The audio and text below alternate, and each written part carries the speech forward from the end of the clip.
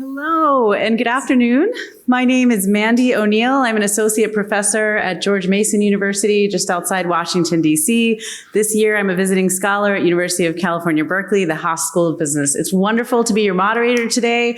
I'm going to later introduce my wonderful co-presenters today, and I'm going to start out today talking about culture, and in particular, its importance in building the case for culture, but also the importance of building and maintaining a positive culture. So I'm going to go through a lot of slides. I'm a professor, so you're going to feel like you're back in school again a little bit. We're going to get some graphs, but I'll walk you through them just to give us an overview of where we're talking, and then I'll turn the stage over to our wonderful presenters to talk about their work at their firms, particularly in the area of diversity and inclusion. So what do we mean by culture? This is a word that could mean everything in the kitchen sink. It could be nothing. It could be norms. It could be assumptions. I'm going to give you two metaphors to think about today. And at the end of the talk, you can decide which one you like better.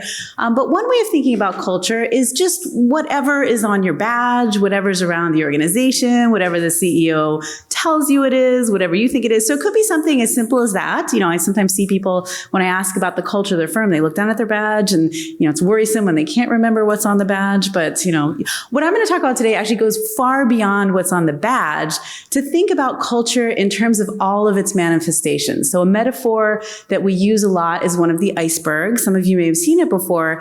And at the end of my talk, I'm going to actually subvert that a little bit and suggest that we need to rethink that metaphor. But suffice to say that what's on the badge might be just one level of culture, and maybe the one that's most visible, but doesn't actually reflect what's most interesting and powerful about culture, which is what's underneath the surface. So that includes the taken for granted aspects of it, the part that we can't necessarily articulate. Sometimes it takes trained facilitators to really get out of, what's underneath there that most of us know but can't necessarily articulate. If we complicate that a little bit, as I've done in my own work, we start thinking about culture in an entirely different way. So I've spent the past 10 years, this is an HBR article my co-author and I wrote on the idea that culture has also neglected another important aspect, which is the emotional aspect. So the employees' emotions, what they bring to work, what they're expressing, and how it feels to be at that organization at really every level of culture. So if we think about that in terms of why it matters, a lot of us are in this room because we've been in sort of dysfunctional cultures or cultures that need to change with the times. This is actually a famous scene from 12 Angry Men, which is a movie about how weird things happen when groups get together and decisions are made. And what we all want to move towards a culture that's something like this. And, those of us in California wish that we could actually get to something like this. Doesn't seem that's going to be happening. When I wrote these slides, we didn't know if it was going to happen or not, but we'll see. So if we actually think about the past 10, 15 years of culture research, a new metaphor suggests itself as being useful. And this metaphor differs in two ways. One of which is this is a flower and it's living. So culture is a living creation of the people and the institutional structures and the history and everything else. And similarly, it can thrive and it can blossom and bloom, or it can die and it can wither. But what it means if we start looking at it from this different perspective that I'm suggesting here is that the outward visible aspects of culture are more important than we could have imagined, which includes who we see and how we see them every day we go into the office. So that includes the facial expressions, includes who's working there, and also what's underneath, which does include those deep roots, the history, the implicit assumptions. Okay, so what? I mean, this is a question we have to ask a lot, especially in business schools, like, yeah, that's cool, but so what? So we spend our time when we're not here, when we're not teaching, actually doing research to demonstrate the so what. One of the things that we've concluded, and this is a graph from an article that I'm told is better than, most sleep aids if you actually try to read it, is that culture matters for a lot of things. So on this slide, we found some evidence that culture matters for things we track, like employee attitudes, so job satisfaction, engagement. It also matters for the clients. So this is in a healthcare context. We actually demonstrate the impact of the staff culture on the patients, both health, well-being, trips to the emergency room, things that have dollar signs in it that we're tracking. But then most interestingly and most profound, I think, is that it actually rippled out to the ultimate clients, which in this case were the family members. So if you think about your own businesses and think about not just the investors, but if we take it one step further, who else might be impacted by the culture of our firms in ways that we never really thought about? Our research shows that it actually matters for all those other constituents. Some parts of culture seem like they might be incompatible. So you may have heard about supportive cultures, people-oriented cultures, caring cultures. We sometimes use the L word in our research: love, affection, tenderness.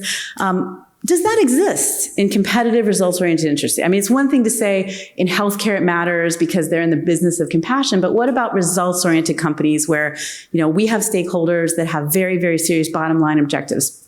What does that look like? Well, let me tell you why it matters. So this is a live action poll. I could have done the same thing with all of you, where everybody had their clickers, and I asked them to describe the one word that describes their emotional culture. Now, for all of you non-millennials in the room, this is a Wordle. What Wordles mean is that the large size of the word is how often people use that word. So without any prompting, when asked to describe the culture, people describe the anxiety and stress that they felt.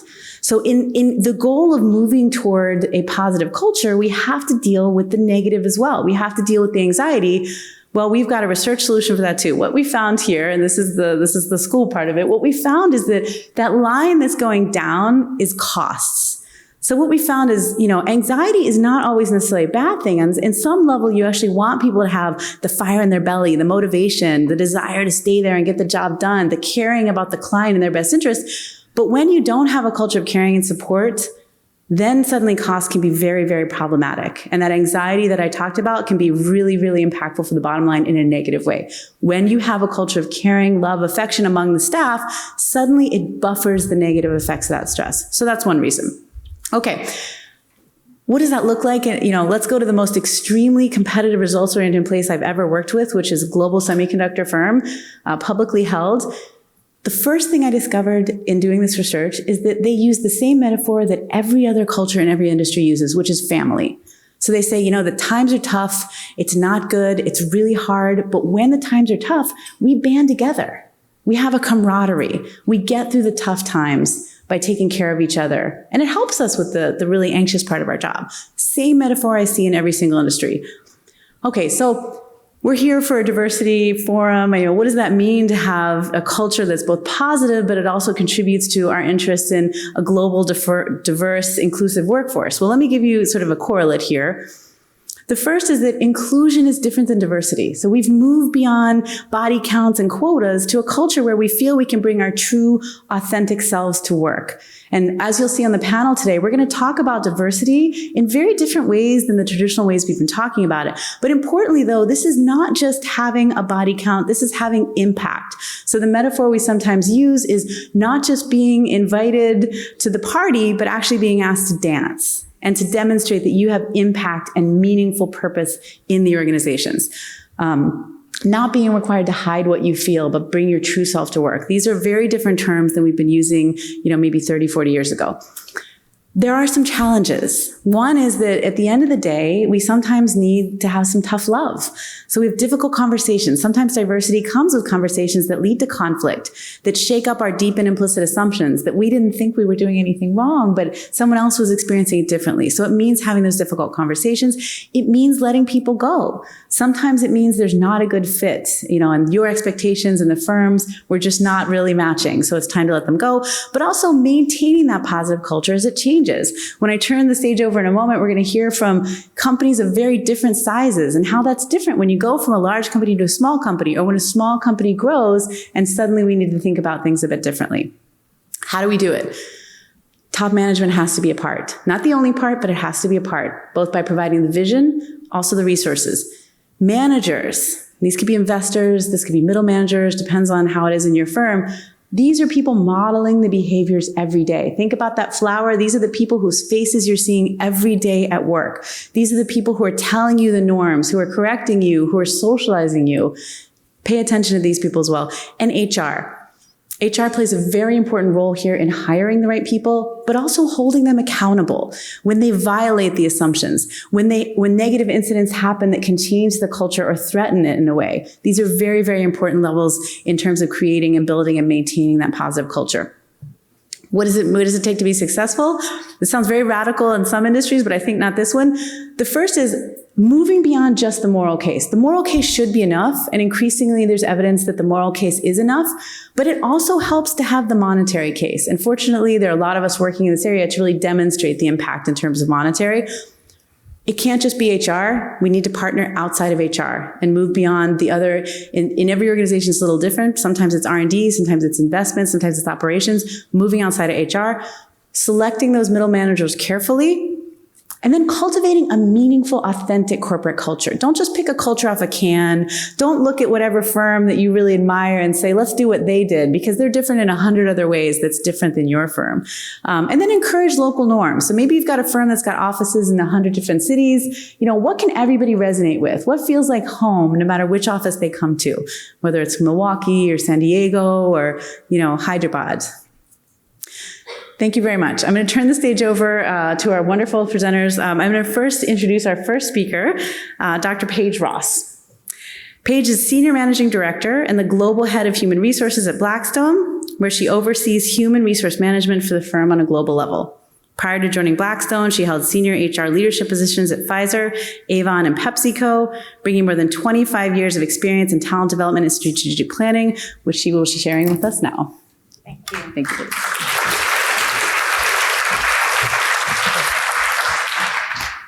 So how many people were here 2 years ago? Great. So we had two senior leaders from Blackstone present, Vern Perry and Stephen Can. And they talked about their mentorship, sponsorship relationship that had evolved over the years. The two of them came from very different backgrounds, significant age difference, and yet they built this amazing relationship about personal and professional sponsorship, and had worked together through the hard and the easy times, although arguably the easy times led to just positive reinforcement. Mentorship, from our perspective, both informal and formal, is senior people triggering and bringing people along with them, helping them survive and thrive in their workplace as well as personally. And so a key part of our culture at Blackstone is having that kind of supportive environment. And I'm going to talk about that for a little bit today. But before we even go into that, I want to just talk about culture. Now, we just talked about the definition of culture. And so everybody, it's the buzzword. What does that mean? So I did some research and I looked up, and the New Yorker had an article a couple of years ago, and they talked about what are the different vehicles and what are the different buzzwords around it. And simply put, culture is the way organizations do things. And so I'm going to talk today about the way Blackstone does things. All right, so now how do I move this thing? Okay. So the top part is a quote from Steven Schwarzman, our CEO and chairman. This culture of lifelong living and relentless innovation is what propels the firm forward. He started the firm almost 34 years ago, and those words are what's going to propel the firm forward for the next 34 years. We focus on attracting the right talent, and we've always looked for top talent, but now more than ever, we're looking for diverse backgrounds, which I'll go into in a little while. Retaining and developing. All we are is a people business. If you think about it, our assets walk in and out of the door every single day. We don't make widgets. We don't make soda. What we do is we have human capital. And so making sure that those people want to join the firm and want to stay at the firm is critical to our success. And then the impact. We all know that people now want to join a firm that has an impact both inside as well as outside, and they have a responsibility to the environment. To compete in this type of environment and for this talent, we have to get all three of these right. And I would say that we're doing a good job on that. The last 2 years, we've gone into 4 new businesses. We've gone into infrastructure, insurance, life sciences, and now growth equity. You only can go into businesses of that magnitude in that shorter period of time if you have a culture of learning and relentless innovation. Okay, I'm doing this the totally wrong way. Okay, wait. Okay, do you know how I'm supposed to do this? Which one are you supposed to go by? Okay, there we go. Okay, here's a lot of words. So obviously I need to get a direction on how to use the clicker as when I leave here. So if you look at the words on this page, this describes our culture. And I want to give a little bit of context. About 2 years ago, I interviewed about 50 employees across the firm, from the most senior people through junior people, to say, what describes our culture and how do we think about our leaders? And I want to highlight a couple of them. One is player coach. We have no managers at Blackstone. Everybody rolls up their sleeves every single day. 2 is team orientation. We fundamentally believe that investing is a team sport. I get asked all the time, what about that brilliant lone wolf who can make incredible investment decisions? They'll have an amazing career, just not with us, because we fundamentally believe that teams make better investment decisions. And then the last one is nice. With most of us spending more time at work than we do at home, working with people that are nice and can pass that airport test is critical to us. And so earlier today, we talked about scorecards. We have scorecards for all of our positions. And when we do recruiting, we have the what and the how. And how is equally as important to us when we're making hiring decisions as the what. So I wouldn't be an HR person if I didn't put up a slide that said attract, retain, develop, and impact. It's just the way we're wired. And so I'm going to go into it a little bit. Please bear with me. So while there's no question that it's a more competitive environment out there, and that we do want the best and the brightest, it doesn't mean we should be complacent. We get more than 22,000 applicants for 112 summer internships a year, 15,000 applicants for 86 analyst positions. So we get the volume of applicants. What we still need to do is make sure that we're hiring the right people. So so we think that diversity and inclusion is a key part of that. And I'd like to talk about how we think about it as fishing and going wider. And so specifically, what do I mean by a wider net? A wider net is where we combine our traditional recruiting techniques with videotape interviewing and artificial intelligence that we just started to pilot last year. And the goal of artificial intelligence is to help us with our resume review and making sure that it's gender and race neutral. What do I mean by fishing earlier? I mean going to colleges at sophomore year, a full year earlier than our traditional summer internship plan goes. And we've introduced 3 separate programs: our Future Leaders Program, our Future Diverse Leaders Program, and our Future Women Who Code Program. All of them are focused on bringing people into Blackstone for 2 days their sophomore year, giving them exposure to our senior leaders throughout the firm, teaching them technical skills, having them build relationships with each other, and then keeping in touch with them from the springtime to the fall time when they're ready to apply for the summer internships. What does that do to us? It tethers them to Blackstone earlier. It tethers us to them earlier. They get to know about how a career at Blackstone could be an incredible opportunity. So we're having huge success on that. And so when you think about our future, it's building our networks, it's building relationships earlier with students. Retain. Now think about what a company does. You spend so much time recruiting, and then those people can walk out the door. This generation of millennials, how many people do a ton of hiring for millennials? Okay, so they don't think about joining a firm as marriage anymore. They think about it as dating. So when I was growing up, I thought if I'm going to get out of college, I'm going to get out of graduate school, and I'm going to join a firm, and I could see myself there for the rest of my career. This generation doesn't think that way. They think they'll stay at a firm as long as they continue to develop, they learn, and they grow. And so the impetus on the firm is to make sure that you provide that environment. For a firm like ours, where we believe that we want to grow investors for the long haul, it means we have to engage in that with them all the time on a regular basis, and we need to make sure our managers are equipped for doing that. And it all starts with making sure they get the feedback and the opportunities. So one of the key ways we do that is making sure that they engage with their managers and they have a community around them. Develop. We have a comprehensive career path for our employees. One of the things that we do and focus on is on-the-job training. We call it an apprenticeship model. How many people have seen our video of Mondays at Blackstone? Okay, thank you. At least one did. I'd encourage you to go on the video, to go on our website. What it shows is every single Monday morning, the firm's success depends on our investment decisions. And every Monday morning, our investors at every single level of the firm sit around a table and they talk about what's going on in the macroeconomic environment. They talk about investments that they're doing and that they're planning on doing.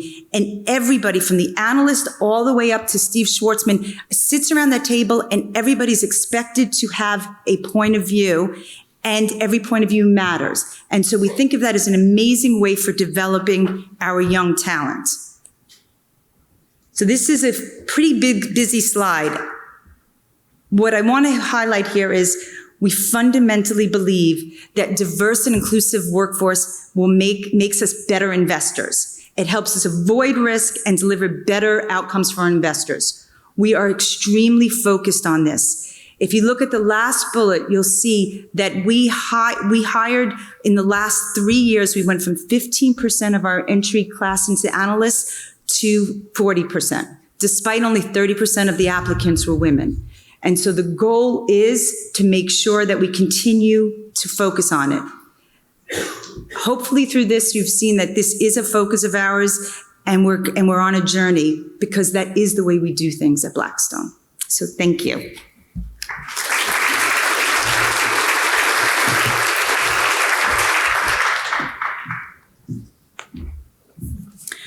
Okay, I would now like to introduce our next presenter, Mr. Horacio Valeiras.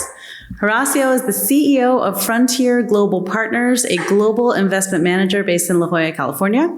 He's the lead portfolio manager of 3 investment strategies: a global equity portfolio, an international equity portfolio, and a global macro asset allocation portfolio. He founded HAV Capital in 2012, which merged with Frontier Market Asset Management in 2018 to form Frontier Global Partners. Previously, Horacio served as the Chief Investment Officer of Allianz Global Investors Capital. Horacio, please welcome Horacio.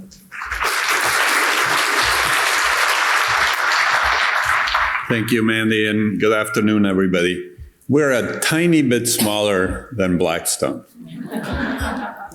We have 11 people. When Carrie called about having a speaker, I said, but we only have 11 people. Frontier Global Partners was really founded on the idea that we wanted our culture, and we wanted an inclusive culture, and diversity was key to our success. Part of the reason for that is because we invest around the world, and both Larry Spidell and I, who are, I guess, the senior most members of the firm, we both started investing in China in the late 80s, early 90s. We started investing in Russia in the early 90s.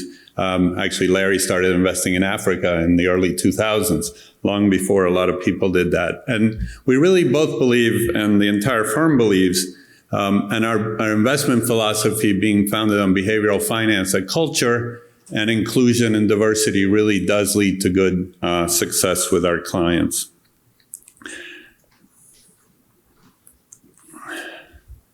So we start with a quote, with actually a definition from David Thomas back in 1996. And this is really what we think of diversity.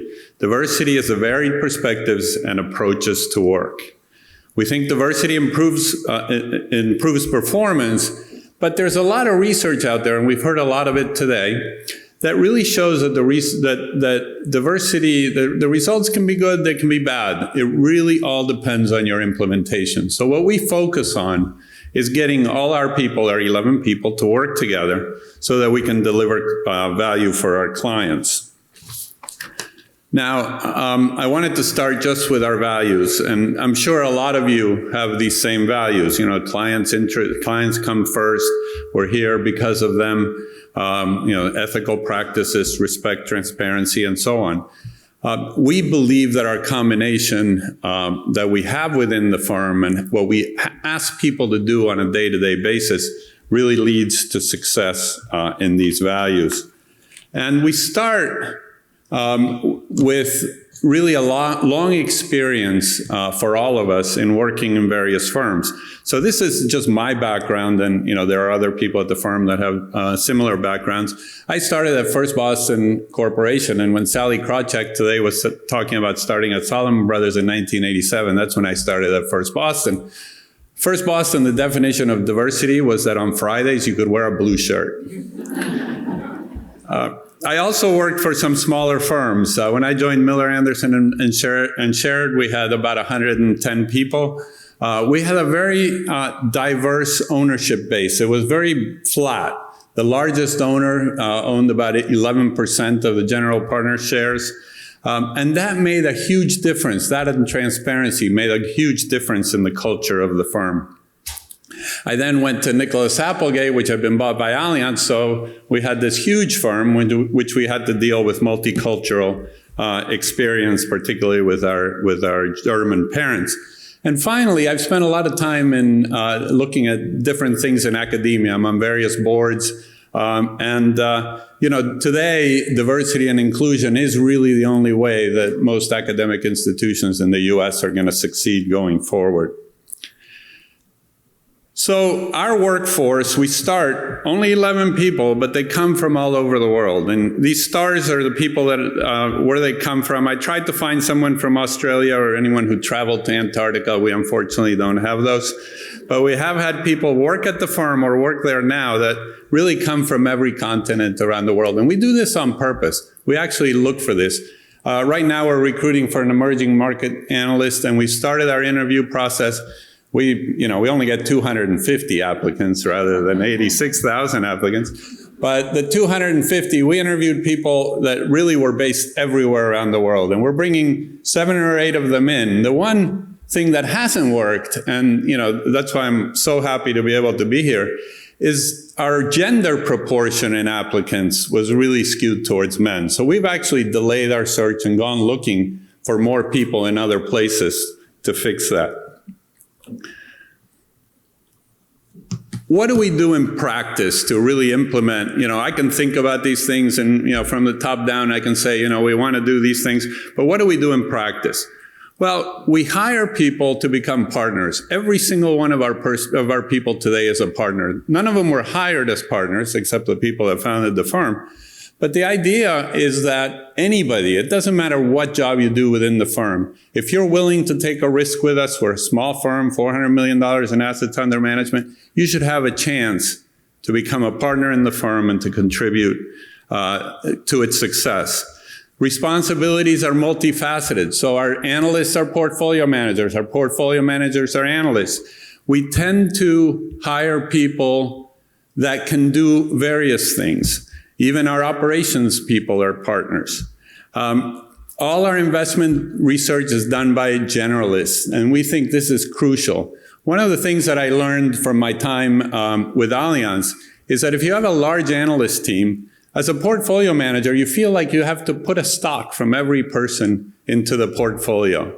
What happens is in 2008, financial crisis comes along, you have a well-respected financial analyst, you feel like you should own some financial stocks. You may be underweight, but if those financial stocks go to zero, as they did in 2008 and early 2009, the impact on the portfolio is going to be significant.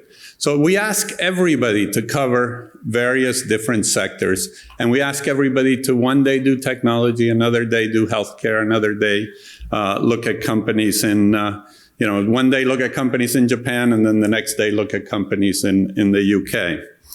We have capacity limits on all our products because we do really put our clients first. And as I mentioned earlier, we recruit for partnership.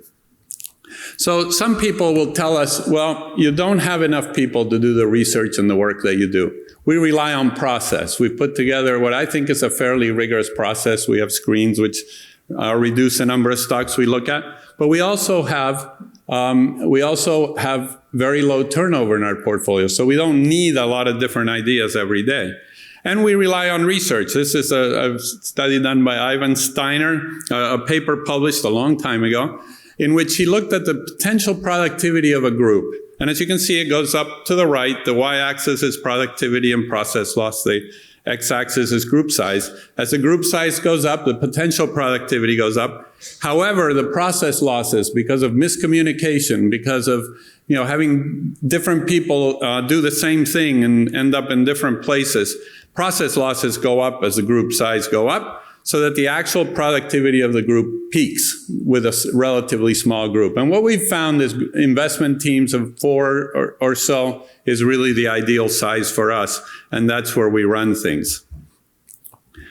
The other thing we do is we recruit diverse educational backgrounds. So you can see all the different majors that we have with our people. You can see all the different schools they've gone to. Most of them in the US, the one in China. And it's not what you would assume. The lawyer is not our chief operating officer or compliance officer. The lawyer is actually one of our portfolio managers. We also have an ex-professional volleyball player that lived in China. He's Hispanic, lived in China, lived in Greece, lived in Turkey, lived all over the place playing volleyball. And he brings a very different perspective to us as well. Why do we do this? Well, we do it because the key is to deliver exceptional performance for our clients. And we think different ways of approaching the investment problem really leads to performance excellence in the long run. We also do it because we learn from each other. And we have fun doing it. But hopefully, we also do it because over time, we'll create value both for our clients and for ourselves. So thank you very much.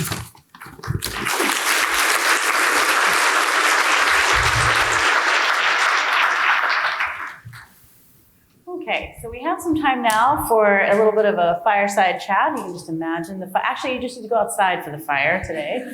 104 last time my car was showing it. So I'm going to ask our panelists some questions that we put together that we thought would be interesting, not just to those of us who are working in this area, but to all of you all. So the first of all I'm going to ask about is the question that to me is on everyone's mind, which is the business case for diversity. So increasingly boards, investors, society at large are interested in the business case for diversity. So I wonder if you two could comment on what does that mean at your firm? And what is the business case for diversity for small firms, big firms, other firms you work for? You want me to go first? Yeah. Well, for us, there's 2 business cases. As I mentioned, one of them is to deliver value added for our clients. And if people think differently about the same investment problem, they may come up with different solutions. They may come up with different views. Beyond that, we actually ask our portfolio companies, or we look at what our portfolio companies are doing. Because as you know, there's a lot of evidence that's been demonstrated that diversity at the boardroom, diversity in senior management, and so on adds value for shareholders, and that's important to us. However, the one thing that we have a lot of problems with is how do you define diversity? We all here have a definition for the U.S. How do you define it outside the U.S.? It's different. So we're working on that now because it's a fascinating subject. And I would say we believe that diverse teams make better investment decisions. And so our business case is actually quite clear. We're an investment firm. We want to make good investment decisions, and diverse teams help make it better. In addition to, it's the right thing to do. So it's one of those, it's the right business decision and it's the right thing to do.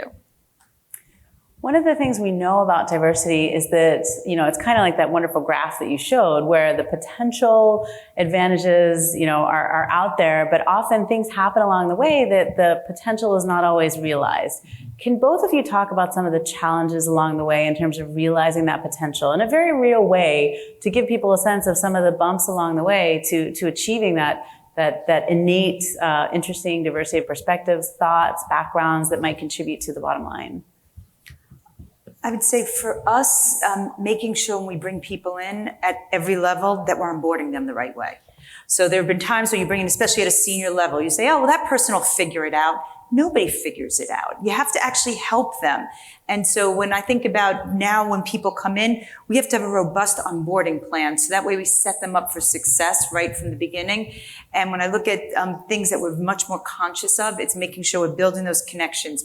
They know informally who are people that they can go to. And so we're much more conscious and purposeful about it.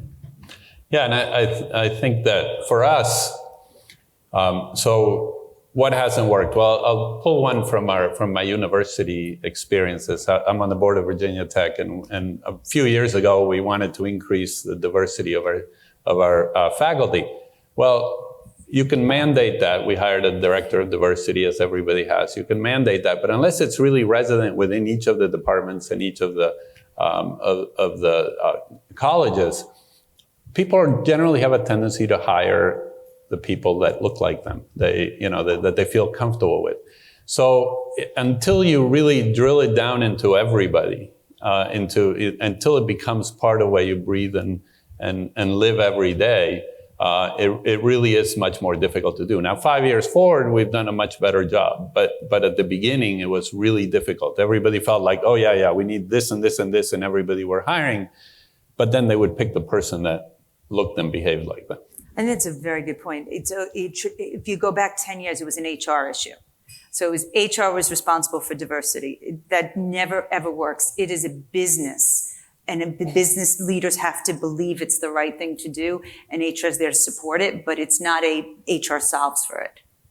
And how does it differ when you're coming at it from a more top-down perspective versus a bottom-up perspective? Because we've all seen where, the board says, okay, guys, we need these numbers, go make it happen. And we've also seen initiatives where, affinity groups pop up. So how do you see those differences? And can you provide some examples from your firm of, either or both happening? Yeah, for our firm, it has to be both. So we do have affinity groups. We have 4 different affinity groups that are grassroots, and they have really taken a life of their own over the last 10 years. But John Gray, who's our president and COO, he travels, he goes to meetings, and if he looks at a table that does not look diverse, he's the first person to go to the leader of that and say, okay, next time I come here, that better not be the case. And so it is absolutely top down and bottom up. I think either one without the other doesn't actually work. Yeah, and for us, with the number of people we have, bottom up and top down is exactly the same. Because it doesn't make that much difference. You basically have to push it every day. You have to live it every day. I talked about our recruiting for an emerging markets analyst. We want to make sure that we get that the whole pool that's out there that we look at. And then we have those people come in, and somebody talked today about giving them a kind of like an exercise. So you take out the emotion, you take out the who they are and where they come from. So we make them all present on research that they've done, and we give them some guidance as to how to do it, so that we're looking at everybody on the same level. And I think that goes a long ways to try to remove some of the biases that people have, because all of us, we all have biases. It's really hard to get past them. Well, actually, on that note, can you guys talk about the different ways that we can think about diversity that might move beyond just the example you gave of the table looks different? I know some of you have really approached diversity in really unique ways. Can you talk about the different ways we can think about diversity and how that shows up in some of the work that you do every day? Yeah, so we look at it. We try to look at it in all different ways. As I presented geographically, every one of our people, all our people except one who actually spent time in a submarine, lived in other countries. And for us, how much time did he spend in a submarine? He spent 3 years in a submarine. But for us, that's actually very important to get people who have spent time in other places. We also, our partners are from age 25 to 78. So we try to be diverse in age. A lot of times you find, nascent investment management firms, it's people that work together a long time. They're the same. We looked at bringing in an emerging market team. People had worked together for 15 years. They had grown up together basically. And in the end, we couldn't get there. There's diversity of age, there's diversity of educational experience, there's diversity of background. We have people that grew up, in China in a relatively poor environment. We have people that that came out of, out of other, for example, my family came out of Argentina, a country that's been great with its currency over time. So I have a lot of experience with that. But, so we look for all those different things in addition to the, the Hispanic and, African American and Asian and so on. Yeah, and I echo everything he said. One of the things that we're focusing a lot on is giving different experiences. So we'll very much like if you're in our real estate business, the chances of you spending time in different countries and working with different teams is something that we're focusing on sending our high potentials out, because we want them to get diversity of experiences and working with diverse teams in different countries. And we think that actually helps them be more better investors, actually, because they get different viewpoints than getting on and off a plane and spending a couple of days. You talked about some of the challenges, being the application pool. You can have the best of intentions, and if the application pool's not there, what are some other challenges that you faced along this journey of trying to stay with the times, but actually stay ahead of it, knowing that there's this untapped potential and diversity that everybody really could take more advantage of? Well, it's interesting that the whole thing around the application pool, and to me, it's just math. So we had 15,000 applicants for 86 openings. Even if a third of those are women, that's still 5,000.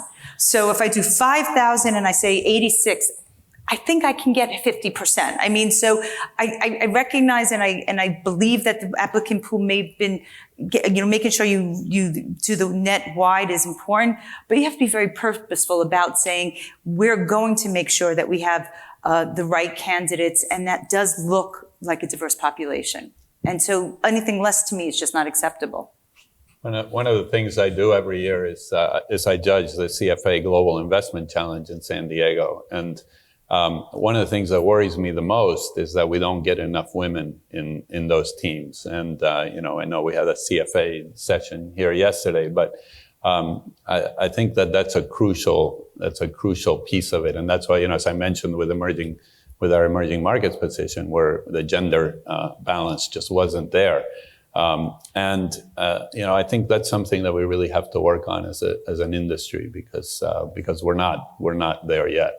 Yeah, and I think that's part of why we've started our programs in sophomore year. It's that people can understand. We want to tap into people that they understand they can have a great career in financial services that they may not have traditionally thought of doing. And what about, so we're succeeding at the applicant pool where it's at. We even get them to sign on. Maybe we sign them sophomore year. We got them. What happens when they get to the firm and then we want to keep them? So what are some of the challenges and successes that you found keeping people at the firm, knowing that it's a competitive market, you train them, you recruit them, and then, the last thing you want to do is lose them to a competitor, to someone else, to their own firm? What are some successes and challenges with that? Well, particularly for us, if we lose a person, that's 10% of our workforce. We've lost a few people over time, and we've lost them for different reasons. One was a person that we weren't moving fast enough, so we learned from that. Another one was somebody that wanted to live somewhere else, and when you have a small firm and we did open an office somewhere else, but it didn't work out over time, and we lost her. But I think that it's kind of hard to work by yourself somewhere else, and that's a problem with having a small organization. The hardest thing for us is really, for particularly some of the younger people is to really get them. A lot of them want to go into high tech. They don't really look at financial services today as a career that's doesn't have the glamour that it had in 1987 when I started.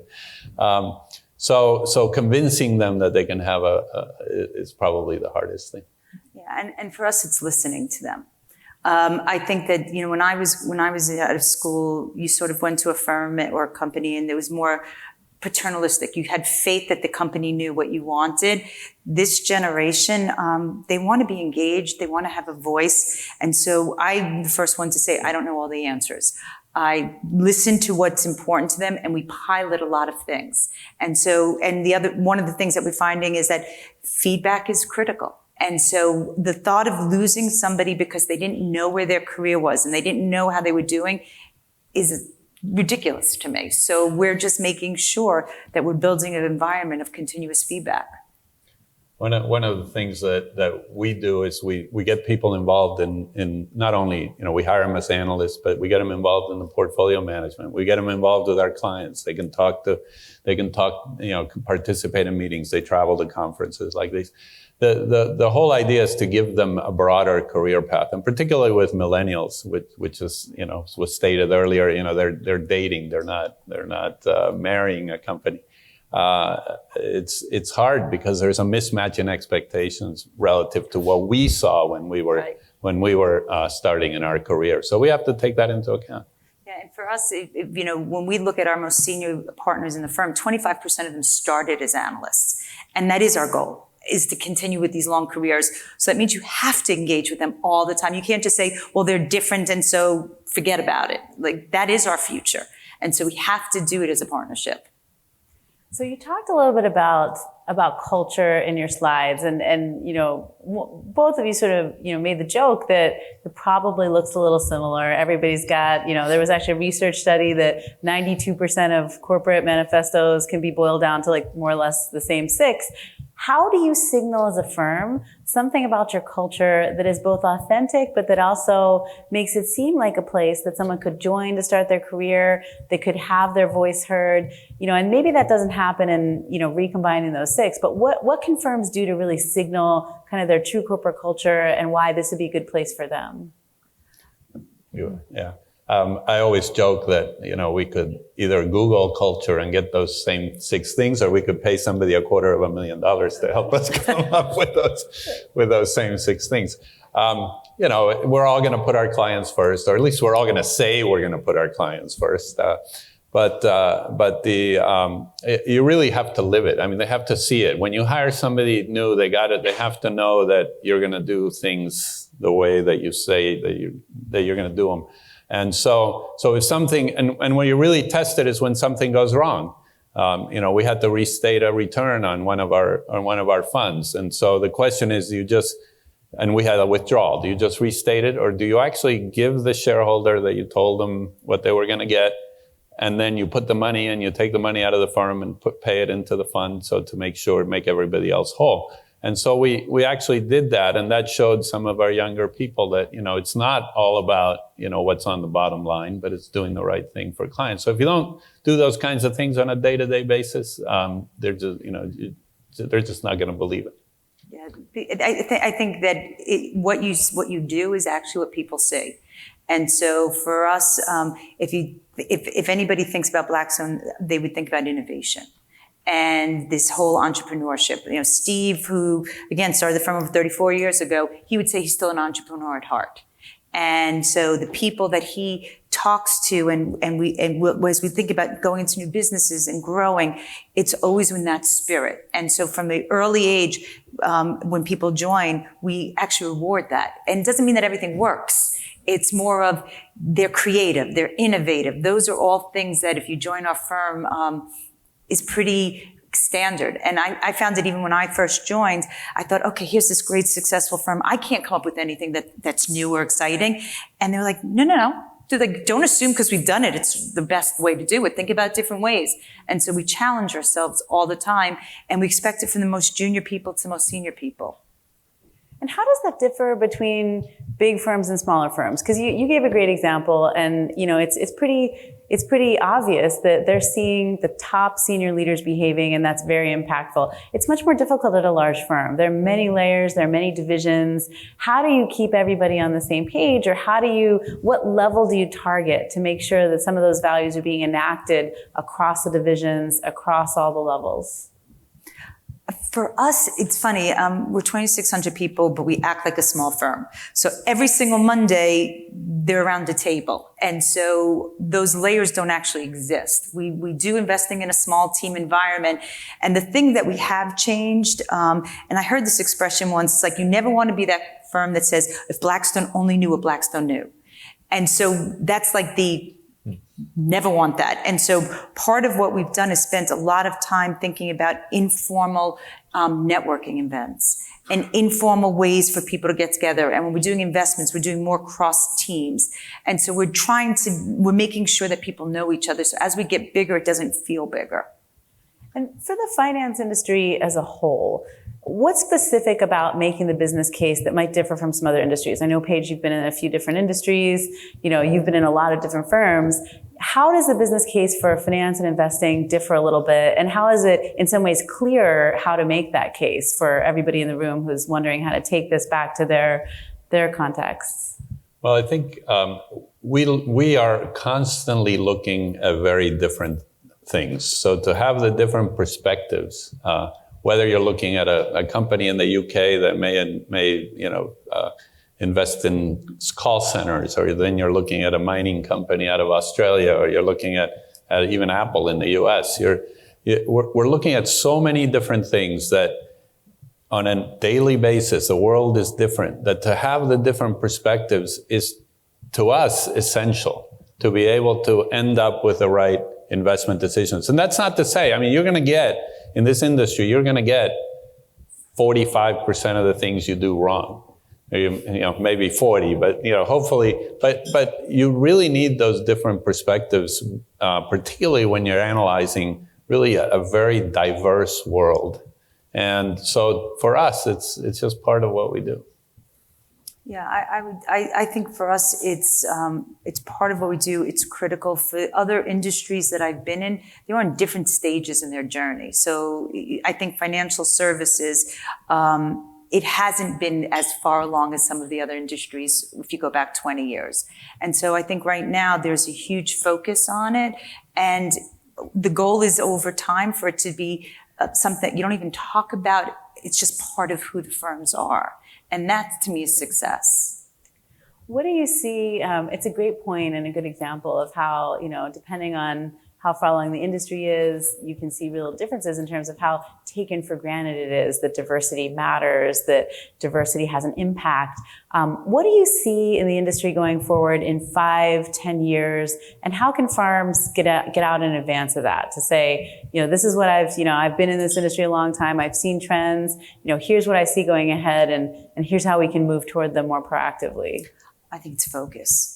I think, nobody can claim success. We need to focus on making sure this is a strategic imperative of the firm. And over time, you'll get to the place where we all want to be, which is when you look around, it's a completely diverse workforce. And so I think I would caution anybody to call success too soon.